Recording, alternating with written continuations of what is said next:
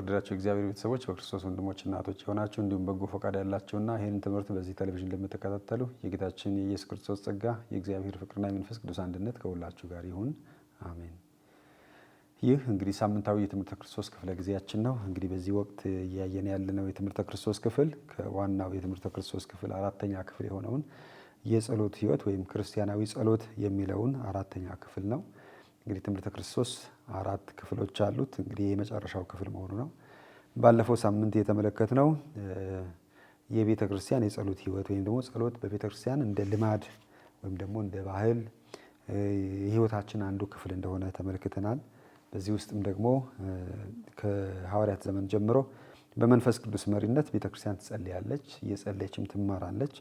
ያለፈውን ይዛ አዲሱንም እየጨመረች እያዳበረች ትሄዳለች የሚል ነበር። በዚህም ደግሞ አንዳንድ ለጸሎት የሚጠቅሙን ወይም እንደ ጸሎት ምንጭ የምንወስዳቸው ዋና ዋና ነጥቦችም ስንወስድ በዋናነት መንፈስ ቅዱስ ነው የጸሎታችን መሪ። ያለ መንፈስ ቅዱስ መጸለይ አንችልም። መንፈስ ቅዱስን መጋበዝ፣ መንፈስ ቅዱስ በውስጣችን እንዲጸልይ እንጋብዛለን። መንፈስ ቅዱስ በእኛ ውስጥ ይጸልያል። ይህ መንፈስ ቅዱስ ደግሞ የክርስቶስ ሕይወት ምንጭ መሆኑን የሚያስተምረን ትልቁ ትምህርት ነው። ክርስቶስ የሕይወት ምንጭ ነው። ከዚህ ጋር በመያያዝ ደግሞ ቃለ እግዚአብሔር አንዱ የጸሎታችን ምንጭ ነው። ቃለ እግዚአብሔር መሰረት ያደረገ ጸሎት ነው የምናደርገው። እንዲሁም ደግሞ ስርዓት አምልኮ፣ የቤተ ክርስቲያናችን የአምልኮ ስርዓት አንዱ የጸሎታችን ምንጭ ነው። እንዲሁም ደግሞ በክርስቲያናዊ ሕይወት እምነት፣ ተስፋ፣ ፍቅር የምንላቸው ነገረ መለኮታዊ በጎ ምግባራት የጸሎታችን ምንጮች ናቸው። እንዲሁም ደግሞ ዛሬ ወይም ደግሞ ጊዜ ራሱ አሁን ያለንበት ጊዜ ራሱን እንድንጸልይ የሚገፋፋን ነው። አሁን ላይ ሆነን ዘላለማዊ ሕይወት እንናፍቃለን፣ እንጠብቃለን። የጌታ ዳግም መምጣት እንጠብቃለን። ስለዚህ እያንዳንዱ ቀን አሁን እያልን የአሁኗ ሰዓት የጸሎት ጊዜ ናት።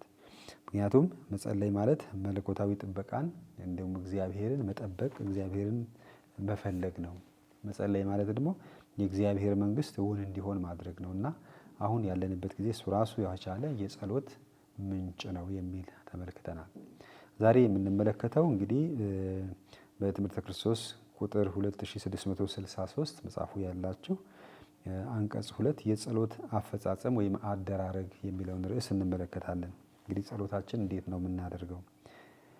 ያው በሆነው የጸሎት ትውፊት መሰረት ወይም ሲወርድ ሲዋረድ በመጣው የቤተ ክርስቲያን ልማድ መሰረት ታሪካዊም ማህበራዊም ባህላዊም ሁኔታዎቻችን በሚፈቅዱት አኳኋን የጸሎት ቋንቋ ማለትም ቃላት ወይም ደግሞ በዜማ የአካል እንቅስቃሴዎች እንደ ወረብ፣ ሽብሸባ፣ የቅዱሳን ስዕሎች እንደዚሁም በማዘጋጀት ለምእመናን ሀሳብ ታቀርባለች እና እነዚህ ነገሮች ሁሉ የጸሎት አደራረግ ወይም አፈጻጸማችንን የሚያመለክቱ ነገሮች ናቸው። አንዳንዴ በቃላት ይሆናል፣ አንዳንዴ በዜማ ይሆናል፣ አንዳንዴ የአካላዊ እንቅስቃሴ ይሆናል፣ አንዳንዴ በተቀቡና በተጻፉ ነገሮች ሊሆን ይችላል። እነዚህ የጸሎት አፈጻጸም ዘዴዎች ለሐዋርያዊ እምነት እና ወግ የሚስማሙ መሆናቸውን ለይቶ ማወቅም የቤተ ክርስቲያን የማስተማር ስልጣንና ተግባር ኃላፊነት ነው። ስለዚህ ቤተ ክርስቲያን በየዘመናቱ ሕዝበ እግዚአብሔር በምን አይነት ጸሎቱ እንዲያከናውን እንዴት መሆን እንዳለበት ለምእመናን እድገት፣ ለመንፈሳዊ እድገት መታነጽ በሚረዳ መልኩ እነዚህን የተለያዩ ጸሎቶችና አደራረቦችን ማዘጋጀት መከታተልም የቤተ ክርስቲያን አንዱ አገልግሎት ነው። የጸሎቶችን ትርጉም ከኢየሱስ ክርስቶስ ጋር በማዛመድ ማስተማርና ማብራራት የቤተ ክርስቲያን መሪዎች ወይም የካህናት፣ የካቴኪስቶች እንዲሁም ደግሞ የትምህርተ ክርስቶስ አስተማሪዎች ተግባርና ኃላፊነት ነው እና አንዳንድ ጊዜ እንግዲህ ጸሎታችን የመጀመሪያው ወደ አብ የሚቀርብ ጸሎት ነው። መጀመሪያ ጸሎቶቻችን ሁል ጊዜ ወደ እግዚአብሔር አብ ነው የሚቀርቡት። እንግዲህ በጌታችን በኢየሱስ ክርስቶስ ስም ወደ አብ ነው ጸሎታችንን የምናቀርበው። የክርስቲያን ጸሎት ከክርስቶስ በቀር ሌላ መንገድ የለውም። እንግዲህ ማዕከላዊ የሆነ በእኛና በእግዚአብሔር መካከል ማዕከል የሆነው ክርስቶስ ነው። ጸሎታችንም የጋራ ይሁን ግላዊ ሆነ በውስጣዊም ወደ አብ የሚደርሰው በኢየሱስ ክርስቶስ ስም ስንጸልይ፣ በጌታችን በኢየሱስ ክርስቶስ ስም እንለምንሃለን እንላለን። ስለዚህ ጸሎታችን ወደ አብ ነው የምናቀርበውም ደግሞ በጌታችን በኢየሱስ ክርስቶስ ስም ነው። ስለዚህ የተቀደሰው የኢየሱስ ስብዕና መንፈስ ቅዱስ አባታችን ወደ ሆነው ወደ እግዚአብሔር ለመጸለይ እኛን የሚያስተምርበትን መንገድ ነው። እንግዲህ መንፈስ ቅዱስ እኛን ያነሳሳናል፣ ይመራናል። በመንፈስ ቅዱስ አማካኝነት በጌታችን በኢየሱስ ክርስቶስ ብለን ወደ አብ እንቀርባለን። ስለዚህ ጸሎታችን በቃል ሊሆን ይችላል፣ በዜማ ሊሆን ይችላል፣ በሽብሸባ ሊሆን ይችላል። የሆነው ነው ግን ዞሮ ዞሮ ወደ እግዚአብሔር አብ እናቀርባለን። ሰው የሆነው የእግዚአብሔር ልጅ እኛም ወደ እግዚአብሔር አባታችን እንድንጸልይ ያስተምረናል እና ጸሎቶቻችንን በጌታችን በኢየሱስ ክርስቶስ ስም ብለን እናቀርባለን። እንዲህ ብላችሁ ጸልዩ ብሎ ጌታ ጸሎቱን ያስተማረን እሱ ነው። በስና ሲጀምርም አባታችን ሆይ ወደ አባታችን እንድንጸልይ ያስተምረናል። እንዲሁም ደግሞ ወደ ኢየሱስም እንጸልያለን። በቃል እግዚአብሔርና በሥርዓተ አምልኮ አከባበር የዳበረው የቤተ ክርስቲያን የጸሎት ወደ ጌታችን የኢየሱስ ክርስቶስ መጸለይንም ያስተምረናል። ቤተ ክርስቲያን ምንም እንኳን ጸሎቷ ከሁሉም በላይ ወደ አብ የሚቀርበው በጌታችን በኢየሱስ ክርስቶስ በሚቀርቡ ጸሎቶች በሁሉም ሥርዓተ አምልኮዊ ወጎች ውስጥ ታካትታለች። በቤተ ክርስቲያን ጸሎት ውስጥም የምንጠቀምባቸው አንዳንድ መዝሙራትና አዲስ ኪዳን በተማጸነው መልክ ወደ ኢየሱስ ክርስቶስ የሚቀርቡ ጸሎቶችም ታስታውሰናለች።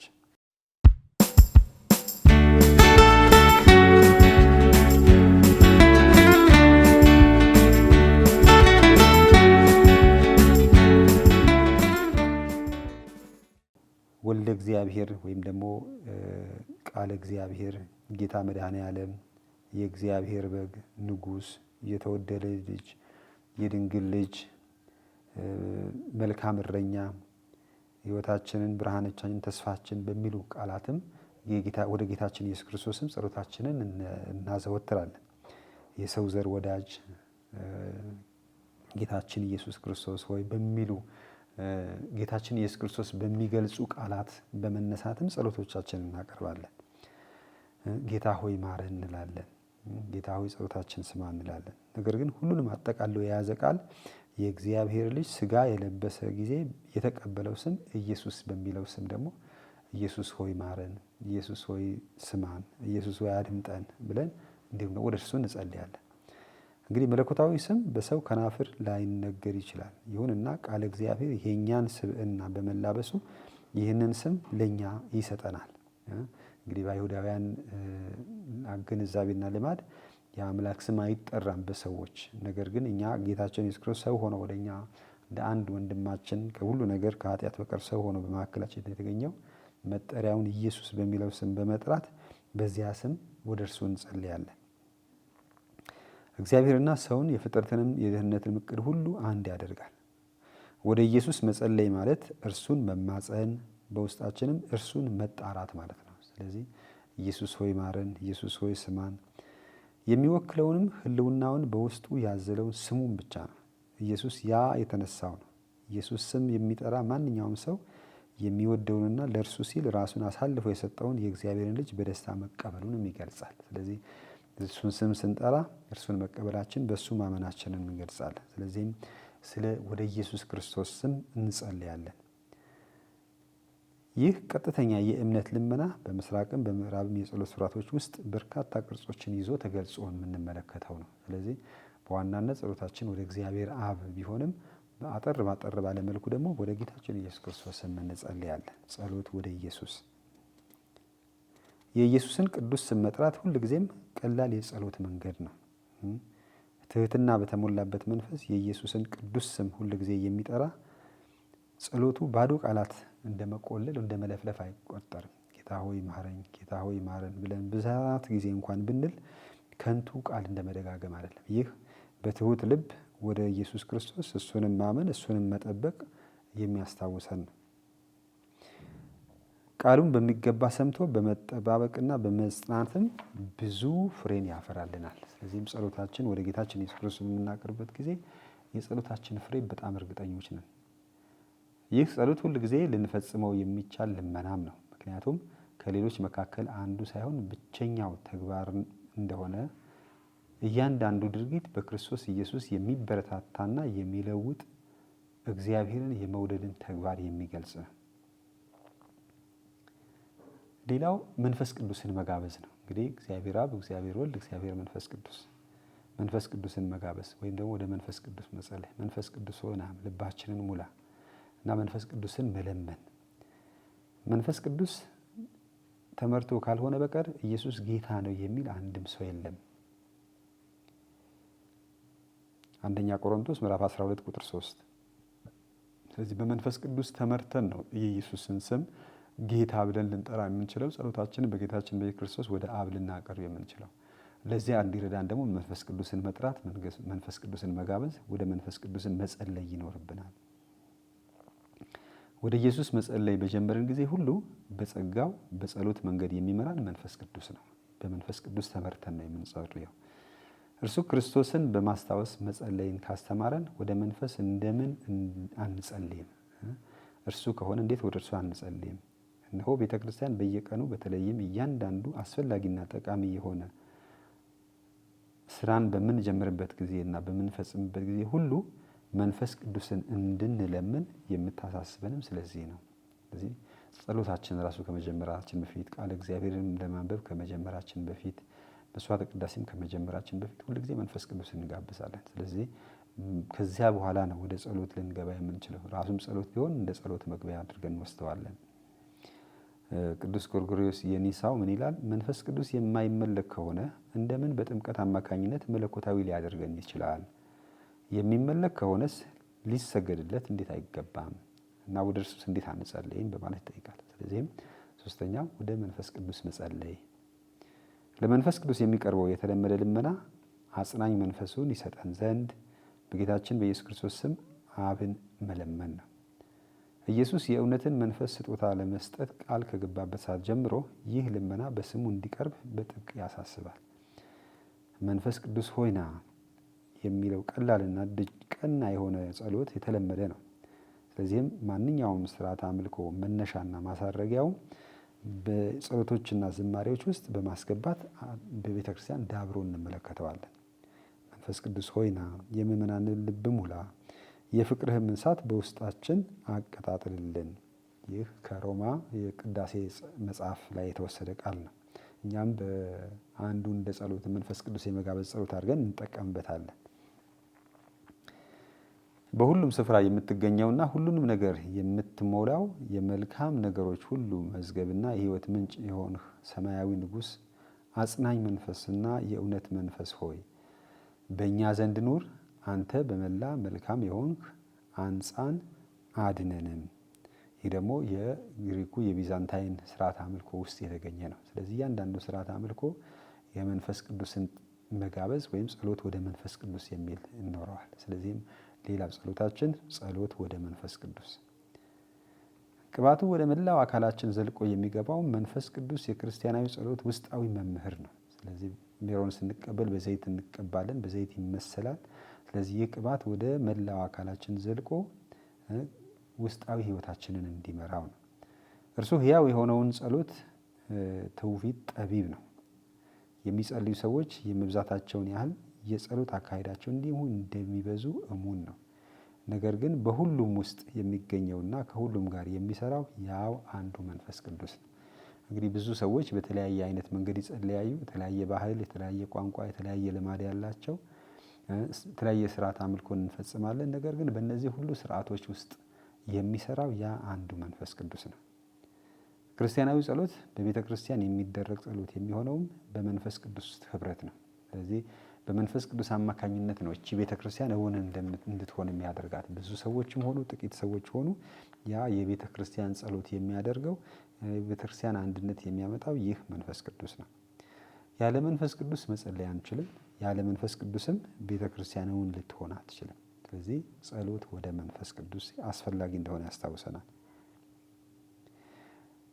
ሌላው ከቅድስት ድንግል ማርያም ጋር እንጸልያለን። ጸሎታችን ከቅድስት ድንግል ማርያም የቅድስት ድንግል ማርያም የጸሎት ህብረት እንጠይቃለን። ጸሎት በምናደርግበት ጊዜ መንፈስ ቅዱስ በስብዕናው ካከበረው በእርሱ አማካኝነትና በእርሱም በኩል የልጅነት ጸሎታችን በቤተ ክርስቲያን ውስጥ ከኢየሱስ እናት ጋር አንድ የሚያደርገን አንድያ ልጁ አካል ጋር ያዋህደናል። ከክርስቶስ ጋር ባለን ህብረት እንዲሁም ደግሞ በቤተ ክርስቲያን እንዲሁም ስጋ የለበሰው ጌታችን ኢየሱስ ክርስቶስ ከኛ እንደ አንዱ የሆነው ከእናታችን ቅድስት ድንግል ማርያም ስጋ ለብሶ ሰው የሆነው እና በቤተ ክርስቲያን ውስጥ ከቅድስት ድንግል ማርያም ጋር አንድ ያደርገናል። ምክንያቱም እሷም የኛ የቤተ ክርስቲያን እናት እንላታለን። የምእመናን እናት፣ የክርስቲያኖች እናት እንዲሁም የቤተ ክርስቲያን እናት። ስለዚህ ቤተ ክርስቲያን በምትጸልይበት ጊዜ ከድንግል ማርያም ጋር ትጸልያለች። ስለዚህ አንዱ ጸሎታችን ከቅድስት ድንግል ማርያም ጋር በህብረት መጸለይ። ማርያም የምስራች ቃል በተነገራት ጊዜ እምነት በሰፈነበት መንግስት የሰጠችው እሽታ ልጇ በተሰቀለበት መስቀል ግርጌም ያለማመንታት ጠበቀችው።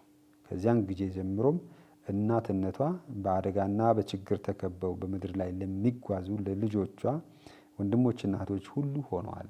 እንግዲህ በደንብ እንደምናስታውሰው በዮሐንስ ወንጌል ጌታችን በመጨረሻ ለሐዋርያቱ የሰጠው እነሆ እናትህ ብሎ ይሰጠዋል። ስለዚህም በገብርኤል ብስራት ጊዜ እነሆኝ ያለችው በመስቀል ስርም በመገኘት እስከ ሞቱ ድረስ በመገኘት የእያንዳንዳችን የክርስቶስ ወንድሞችና እህቶች እናት ሆናለች። ስለዚህ በዚህ እናትነቷ ከክርስቶስ ጋር ባላት ህብረት እንዲሁም በቤተ ክርስቲያን ጋር በዚህ ጉዞ በምድራዊ ጉዞ በስቃይ በመከራ ለሚጓዙት ሁሉ እናት ሆና በችግር በመከራ ጊዜ ሁሉ ከእኛ ጋር ትጸልያለች፣ እኛም ከእሷ ጋር እንጸልያለን ማለት ነው። የኢየሱስና የእኛም እናት የሆነች ማርያም ለእርሱ ፍንትው ብላ የምትታይ ናት። እርሷ መንገዱን ታሳያለች። የምስራቅና የምዕራብ ጥንታዊ ስዕሎችም እንደሚገልጹት እርሷ ራሷ የመንገዱ ምልክት ናት፣ ወይም ደግሞ ወደ ክርስቶስ የምታመራ ናት። እሱ ራሱ እውነት፣ ህይወት፣ መንገድ ነኝ ብሏል። ማርያም ደግሞ እኛን ወደ እርሱ ትመራናለች፣ እርሱ የሚላችሁን አድርጉ በማለት። ስለዚህ እርሷ እንደ መሪ ኮከብም ናት ወደ ክርስቶስ እንድንደርስ። ስለዚህ ጸሎታችን ከማርያም ጋር እንደ ቤተ ክርስቲያንም በግልም ስንጸልይ የእሷ የጸሎት ህብረት ወይም ከእሷ ጋር እንጸልያለን ማለት ነው። አብያተ ክርስቲያናት የአምላክ እናት የሆነችውን ድንግል የሚመለከት ጸሎት በምስጢራቱ በተገለጸው በክርስቶስ አካል ላይ በማተኮር ያስፋፉት ማርያም ከመንፈስ ቅዱስ ጋር ባላት ልዩ ትብብር መጀመር መነሳት ነው። ስለዚህ ማርያም በመንፈስ ቅዱስ ጸነሰች፣ በመንፈስ ቅዱስ ተመራች። ስለዚህም በቤተ ክርስቲያን ትውፊት ከማርያም ጋር የምንጸልያቸው ማርያምን ማዕከል ያደረገ ግን ወደ ቅድስት ሥላሴ የሚቀርቡ ጸሎቶች በብዛት በሁሉም ስርዓት አምልኮዎች ምስራቅም በምዕራብም እንመለከታለን። በእነዚህ ጸሎቶች የሚገለጹ ስፍር ቁጥር በሌላቸው ዝማሬዎች እንዲሁም በምስጋናዎች መጀመሪያና ማሳረጊያ ላይ በሚደገሙ ጸሎቶች መካከል አብዛኛውን ጊዜ ሁለት እንቅስቃሴዎች እየተፈራረቁ ይመጣሉ። የመጀመሪያው ትሁት አገልጋይ ለሆነችው ለእርሷ በእርሷ አማካኝነት አምላክ ለሰው ልጆች ሁሉ የፈጸማቸው ታላላቅ ነገሮች፣ እንግዲህ በማርያም አማካኝነት እግዚአብሔር የፈጸማቸው ታላላቅ ነገሮች በማውሳት ጌታን ያመሰግናሉ። ሁለተኛው ደግሞ የእግዚአብሔር ልጆች ልመናዎቻቸውን ወይም ምስጋናዎቻቸውን ለኢየሱስ እናት በአደራ ይሰጣሉ። ምክንያቱም በእርሷ የእግዚአብሔር ልጅ የተቀበለውን ስብዕና አሁን እርሷ ከኛ ጋር ትካፈላለችና። ስለዚህም ወደ እመቤታችን ወይም ከእመቤታችን የምናደርገው ጸሎት ሁለት ክፍሎች ይኖሩታል። አንደኛው እግዚአብሔር በእርሷ አማካኝነት ስላደረገው ነገር እናመሰግናለን። በሁለተኛ ደረጃ ደግሞ እኛ ደግሞ ከማርያም ጋር በመሆን እሷ ከኛ ጋር እንድትጸልይም እንጋብዛታለን። እንግዲህ ከማርያም ከመንፈስ ቅዱስ ጋር በምስጢራዊ ተግባር ጀምሮ በቤተ ክርስቲያን ለእመቤታችን የሚደረጉ ብዙ አይነት ጸሎቶች አሉ። ከነዚህም ውስጥ አንዱ እንግዲህ የመቁጠሪያ ጸሎት ማስታወስ እንችላለን። የመቁጠሪያ ጸሎት እንግዲህ ቃለ እግዚአብሔር መሰረት ያደረገ ነው። የመጀመሪያው ክፍል እግዚአብሔር በማርያም በኩል ስላደረገው ነገር፣ የእግዚአብሔር ድንቅ ስራ፣ እግዚአብሔር ያደረገውን ነገር እናመሰግናለን። በሁለተኛው ክፍል ደግሞ እመቤታችን ከኛ ጋር ለእኛ እንድትጸልይ የእሷን የጸሎት ህብረት እንጋብዛለን። ስለዚህ ዋናው ነገር ግን መሰረት የሚያደርገው የጌታችን የኢየሱስ ክርስቶስ ሰው መሆን፣ እግዚአብሔር የሰው ልጆች ለማዳን ያደረገው የደህንነት ታሪክ የሚገልጽ ነው። እዚህ ውስጥ እንግዲህ እኛም እናመሰግናለን። ጸጋ የሞላት እንደሆነች እንዴት እንደመረጣት ከሴቶች መካከል ባደረገው ነገር እናመሰግነዋለን። ይህ ለማርያም የሚቀርብ እጥፍ ድርብ እንቅስቃሴ ለሰው ጸሎት ሰላም ላንቺ ይሁን በተሰኘው ጸሎት የላቀ መገለጫን ያገኛል። ጸጋ የሞላሽ ማርያም ሆይ ሰላም ላንቺ ይሁን ወይም ደግሞ ሰላም ለኪ ይባላል አይደለም። ጸጋ የሞላሽ የሚለው ጸሎት በቀድሞ አጠራሩ ሰላም ለኪ፣ ምክንያቱም ለማርያም ሰላምታን ማቅረብ ነው። መነሻው ለማርያም ሰላምታ ማቅረብ ነው። ይህቺ ማርያም እግዚአብሔር የመረጣት እግዚአብሔር የወደዳት በጸጋ የሞላት ስለማንነቷ እናገረጋለን። ማርያም ሆይ ሰላም ላንቺ ይሁን፣ ማርያም ሆይ ደስ ይበልሽ የሚለው የመልአኩ ገብርኤል ሰላምታ የዚህ ጸሎት መክፈቻ ነው። በመልእክተኛው በመልአኩ አማካኝነት ለማርያም ሰላምታ የሚያቀርበው ራሱ እግዚአብሔር ነው። ጸሎታችንን እግዚአብሔር ለትሁት አገልጋዩ ታናሽነት ከነበረው አክብሮት ጋር ይህንን ለማርያም የቀረበ ሰላምታ በድፍረት ሲወደስ በእርሷም ባገኘው ደስታ ሐሴትን ለማድረግ ነው። ስለዚህ እግዚአብሔርን እናወድሳለን፣ ስለ እሷ ደግሞ እንደሰታለን። በእርሷ በተደረገልን ነገር ደግሞ እግዚአብሔር እናመሰግናለን። ጸጋ የሞላሽ ሆይ እግዚአብሔር ከአንቺ ጋር ነው የሚሉትም በመልአኩ የተነገሩ ሁለት የሰላምታ ሐረጎች አንዱ ሌላውን ያብራራል። ጸጋ የተሞላሽ ሆይ እግዚአብሔር ከአንቺ ጋር ነው። እንግዲህ በጸጋ የተሞላች ናት። ምክንያቱም እግዚአብሔር ከእርሷ ጋር ስለሆነ። እንግዲህ ትልቁ ጸጋ ትልቁ በረከት ማለት ከእግዚአብሔር ጋር መሆን ነው። እግዚአብሔር ከእርሷ ጋር ከሆነ ምንም የሚጎላት ነገር የለም። በጸጋ የተሞላች ናት ማለት። የተሞላችው ጸጋ የጸጋ ሁሉ ምንጭ የሆነው የአምላክ ሕልውና ነው። እንግዲህ የጸጋዎች ሁሉ ምንጭ የሆነው የአምላክ ሕልውና፣ ስለዚህ ከዛ በላይ የለም። የኢየሩሳሌም ልጅ ሆይ በፍጹም ልብሽ ሐሴት አድርጊ፣ የእስራኤል ንጉሥ እግዚአብሔር በመካከልሽ አለ። ጌታ ራሱ መኖሪያ ያደረጋት ማርያም በአካል የጽዮን ልጅ የኪዳኑ ታቦት የጌታ ክብር የሚያድርባት ስፍራ ናች። እርሷ በሰው መካከል የእግዚአብሔር ድንኳን ናት። በሰው መካከል የእግዚአብሔር ድንኳን ናት። እንግዲህ በእስራኤል ሕዝቦች ፊት የቃል ኪዳኑ ታቦት ማለት የእግዚአብሔር ማደሪያ ማለት ነው። እሷም ልክ በእግዚአብሔር ሕዝብ መካከል የእግዚአብሔር ማደሪያ። ማርያም በጸጋ የተሞላች እንደመሆኗ ማርያም በውስጧ ሊያድር ለመጣውና ለዘላለም ልትሰጠው ለተዘጋጀችው ለእርሱ ሙሉ በሙሉ የተሰጠች ናት። ስለዚህ ሕይወቷን ሁሉ በሙሉ የሰጠች ናት። ስለዚህ ይህንን ጸሎት ስናደርግ ከማርያም ጋር በህብረት እንጸልያለን። አንቺ ከሴቶች መካከል የተባረክሽ ነሽ፣ የማኅፀንሽም ፍሬ ኢየሱስ የተባረከ ነው። ከመልአኩ ሰላምታ ቀጥሎ የኤልሳቤጥ የሰላምታ ወይም ደግሞ የተናገረችው ቃል ይቀጥላል። መንፈስ ቅዱስ የተሞላችው ኤልዛቤጥ ማርያምን የተባረክሽ ነሽ ብለው ከጠሯት በርካታ ትውልዶች መካከል የመጀመሪያይቱ ናት። እንግዲህ ኤልዛቤጥ ይህንን የትውልድ ቅብብሎሽ የሆነውን የማርያምን ትልቅነት አንቺ ከሴቶች መሀል የተባረክሽ ነሽ፣ ብጽዕት ነሽ ብላ መናገር ትጀምራለች። ምክንያቱም በጌታ ቃል መፈጸም አምናለችና። አብርሃም በእምነቱ የተነሳ ለምድር ነገዶች መባረክ ምክንያት ሆኗል። ማርያምም በእምነቷ የተነሳ በምድር ላይ የሚኖሩ ሕዝቦች ሁሉ የእግዚአብሔር የራሱ ቡራኬ የሆነውን የማኅፀንሽ ፍሬ ኢየሱስን የሚቀበሉትን አማኞችንም ሁሉ እንዲባረኩ ምክንያት ሆነ። የእነዚህ ሁሉ እናት ሆነች። ስለዚህ እኛ ዛሬ አንዱ የጸሎታችን አደራረግ ከእናታችን ከማርያም ጋር መጸለይ ነው። አብርሃም የእምነት አባት እንደሆነ ምናልባት ማርያምም የእምነት እናት የሆነች በእርሷ እሽታ በእርሷ አማኝነት ትውልድ ሁሉ የእግዚአብሔርን ማዳን እንዲያዩ ሆነ። ቅድስት ማርያም የአምላክ እናት የጌታዬ እናት ወደ እኔ ስትመጣ እንዴት ትልቅ ነገር ነው! እንዴት እኔስ የተገባ ሆነኝን በማለት ኤልሳቤጥ መደነቋንና መገረሟን እና ደግሞ ትልቅ ጸጋ ማግኘቷን ትናገራለች። እኔ እንዴት የተገባ ሆነኝ! እንዴት ወደ እኔ ትመጣለች? ልጇ ኢየሱስን ስለምትሰጠን ማርያም የአምላክ እናት የእኛም እናት ችግራችንና ልመናችንን ሁሉ በአደራ ለእርሷ ልንሰጥ እንችላለን። ስለዚህም በምንጸልይበት ጊዜ ከማርያም ጋር ስንጸልይ የመጀመሪያው ክፍሉ እግዚአብሔር ስላደረገው ድንቅ ነገር ድንቅ ተአምር እንወድሳለን፣ እንደረቃለን፣ እንገረማለን። በመቀጠል ደግሞ እሷ የአምላክ እናት እንደሆነች ለእኛ እንድትጸልይ ደግሞ ችግሮቻችን ይዛ ወደ አምላክ እንድታቀርብም እንለምናታለን። ችግሮቻችን፣ ልመናዎቻችን በአደራ ለእርሷ እንሰጣለን። እንደ ቃልህ ይሁንልኝ ስትል ለራሷ እንደጸለየችው ለእኛም ትጸልይልናለች። ራሳችንን ለጸሎቷ በአደራ በማስረከብ ከእርሷ ጋር ፈቃድህ ይሁን በማለት ራሳችንን ለእግዚአብሔር ፈቃድ እንድንሰጥም ትጋብዘናለች። እንግዲህ ማርያም በጸሎታችን ወይም በቤተ ክርስቲያን ያላት ቦታ እንግዲህ የማርያም ቦታ ከፍጡራን በላይ ከፈጣሪ በታች ልዩ ቦታ ያላት ናት። ስለዚህ የእኛም ክርስቲያናዊ ጸሎት አንዱ ከእመቤታችን ጋር መጸለይ ነው ስንል ከእመቤታችን ጋር እግዚአብሔርን ማወደስ፣ እግዚአብሔርን ማክበር፣ እግዚአብሔርን ማምለክ እንዲሁም ደግሞ እሷ ከኛ ጋር በመሆን የእኛን ችግር፣ የእኛን መከራ፣ የእኛን ልመና ወደ ልጇ እንድታቀርብ የጸሎት ህብረቷን መጋበዝ ነው። ለእኛ ለኃጢአተኞች አሁንም በሞታችንም ጊዜ ለምኝልን። እንግዲህ ይህ የጸጋ የሞላሽ ወይም ሰላም ለኪ የሚለው ጸሎት ማጠቃለያ ነው።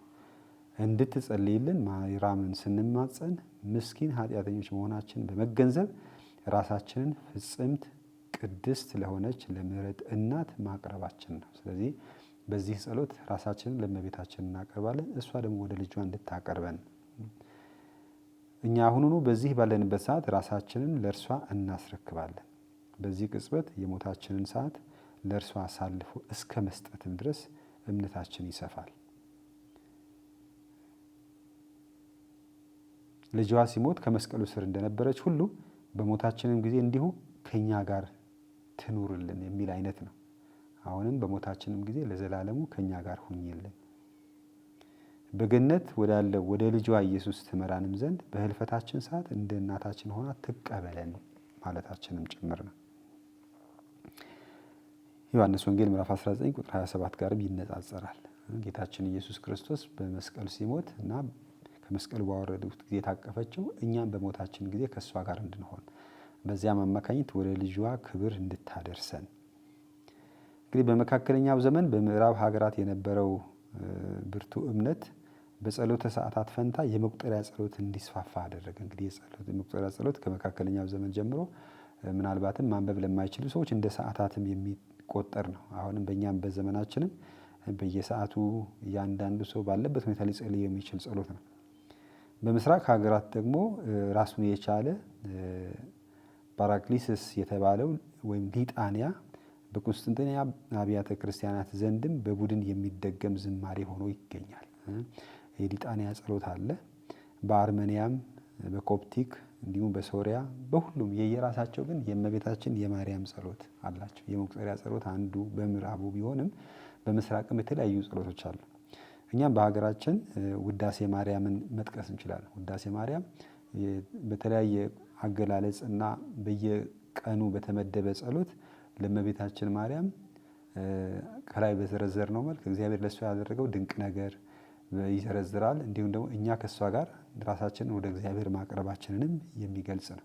እንዲሁም ደግሞ በኢትዮጵያ ስርዓት የቅዱስ ቁርባን ጸሎቶች አሉ፣ ወይም ደግሞ አኮቴተ ቁርባን የምንላቸው የማርያም ቅዳሴ የምንላቸው። ይኸውም ከማርያም ጋር ግን ዞሮ ዞሮ እግዚአብሔር በማርያም አማካኝነት ያደረገውን ቃል ስጋ መሆን ዘክራለን። የጌታችን ኢየሱስ ክርስቶስ ሕይወት እናስተውላለን። እሷ ደግሞ በዚህ ሁሉ አብራ መሆኗንም እያስታወስን የምንጸልይባቸው አጋጣሚዎች አሉ። እንግዲህ ማርያም የቤተ ክርስቲያንም ተምሳሌት የሆነች ፍጹሟ ጸሎት ናት። ራሷ የፍጽምና ምልክት ናት። የቤተ ክርስቲያን ተምሳሌ ናት። ዛሬ እኛም ቤተ ክርስቲያን እንደ ማርያም እንድንሆን ወደ ማርያም በምንጸልይበት ጊዜ ሰዎችን ሁሉ ለማዳን ልጁን የላከውን የአብን እቅድ ለመፈጸም ከእርሷ ጋር አብረን እንጓዛለን። እንደ ተወዳጁ ደቀ መዝሙር ሁሉ የኢየሱስን እናት ወደ ቤታችን መምጣት በደስታ እንቀበላለን። ምክንያቱም እርሷ የሕያዋን ሁሉ እናት ሆናለች። የአምላክ እናት በመሆኗ የሕያዋን እናት ሆነች። በሔዋን እምቢታ የተዘጋው በር በእሷ እሽታ ተከፈተ። ስለዚህ እሷ አዲሲቷ ሔዋን የሕያዋን ሁሉ እናት ናት እና በቤተ ክርስቲያንም ደግሞ የቤተ ክርስቲያን እናት እንላታለን። ስለዚህ ከእርሷ ጋር አብረን ወደ እርሷ መጸለይ እንችላለን፣ መጸለይም አለብን። ስለዚህ የቤተ ክርስቲያን ጸሎት በማርያም ጸሎት የጸና በተስፋም ከእርሱ ጋር የተዋሃደ ነው። ስለዚህ አንዱ ጸሎታችን እንግዲህ ወደ እግዚአብሔር አብ እንጸልያለን፣ እግዚአብሔር ወልድ፣ እግዚአብሔር መንፈስ ቅዱስ እንዲሁም ደግሞ ከማርያም ጋር ወደ ማርያም እንጸልያለን። ይህ የተወደዳችሁ የእግዚአብሔር ቤተሰቦች እንግዲህ የዛሬው ትምህርተ ክርስቶስ ትምህርታችን በዚህ እናጠቃልላለን። እስከ ሳምንት እግዚአብሔር በጸጋውና በቸርነቱ ይጠብቀን። አሜን።